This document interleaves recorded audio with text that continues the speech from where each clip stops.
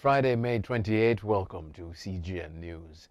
The Caribbean Disaster Emergency Management Agency, the CDEMA, has partnered with the World Bank for an initiative to improve the region's preparedness as the hurricane season approaches.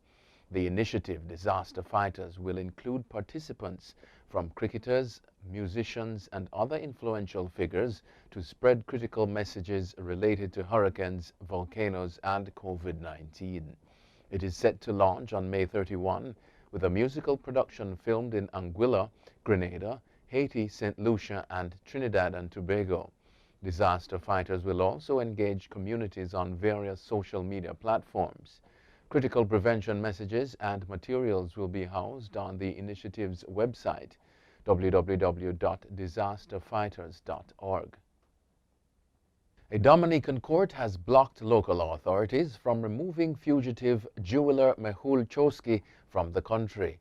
This is another hurdle to India's attempts to have him tried in the nation's largest bank fraud case. Choksi was captured in Dominica after fleeing Antigua on Sunday, triggering a global manhunt. He has been living in Antigua after leaving India before the fraud came to light.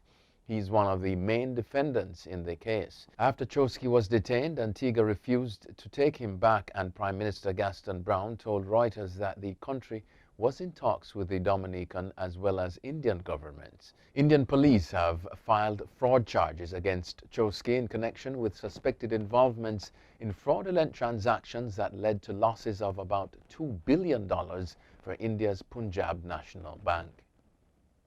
Prime Minister of Barbados, Mia Mottley, on Thursday said there is a need to create an international clearinghouse for the purchase and sale of COVID-19 vaccines. Addressing the 13th International Economic Forum on Latin America and the Caribbean, Mottley said it is unacceptable that countries are still having challenges accessing vaccines. She said in an international vaccine clearinghouse and a global summit on COVID-19 would also aid the fight against variants. Mottley recommended the universal adoption of natural disaster and pandemic clauses in lending arrangements by borrowers and lenders. The Jamaica Teachers Association has questioned changes announced on Wednesday by the Caribbean Examinations Council, the CXC, to this year's exams. The exams have been delayed by 2 weeks to June 28. President Jasford Gabriel told Power 106 that he's still puzzled by CXC's decision to administer full-scale exams despite the learning loss in the region due to the pandemic. He said the CXC's position that it has already set the exam and it cannot be changed is unacceptable.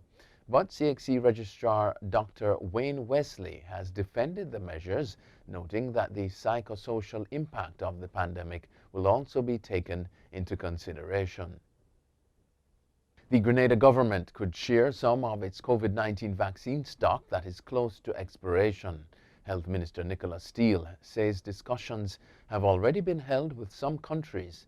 He said that the island's first delivery of vaccines came from a shared agreement.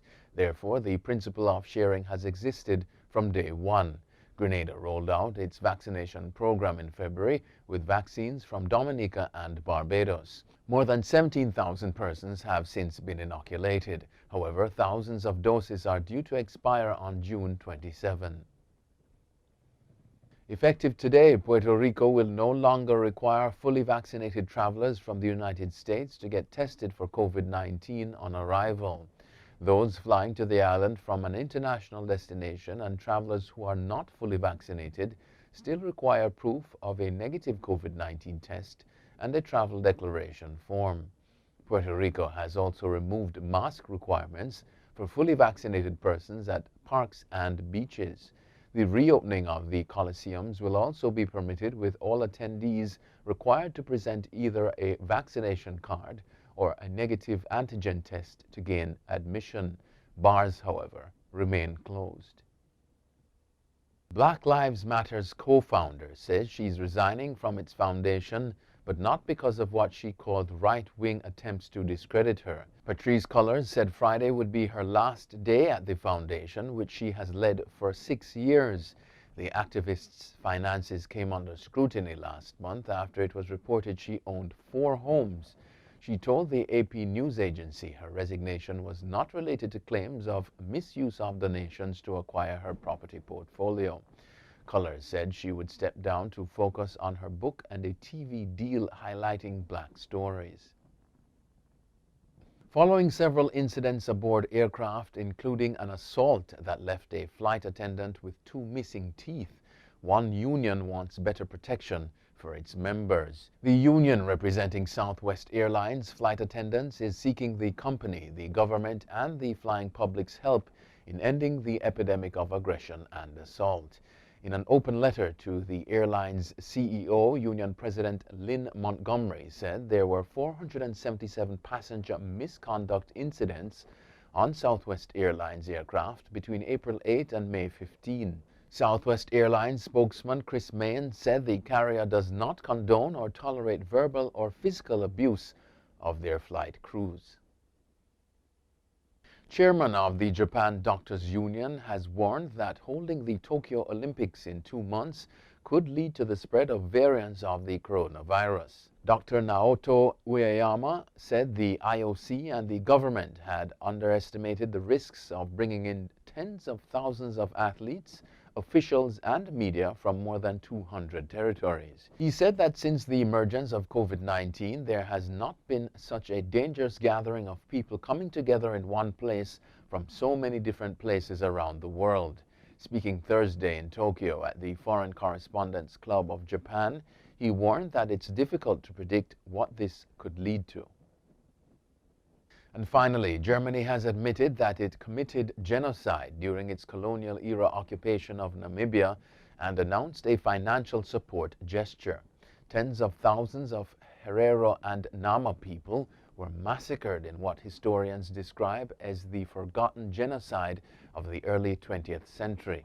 The killings began in 1904 after a rebellion over German seizures of land and cattle. The military issued an extermination order and the Herero and Nama fled into the desert. Those found trying to return to their land were either killed or put into concentration camps.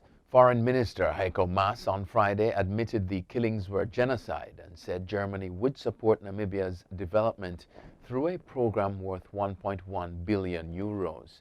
In 2018, Germany returned human remains used as research to prove the racial superiority of white Europeans. Some traditional leaders have so far refused to endorse the agreement, according to Namibian media. That's it for CGN News. I'm Scott Wilson. Thanks for watching.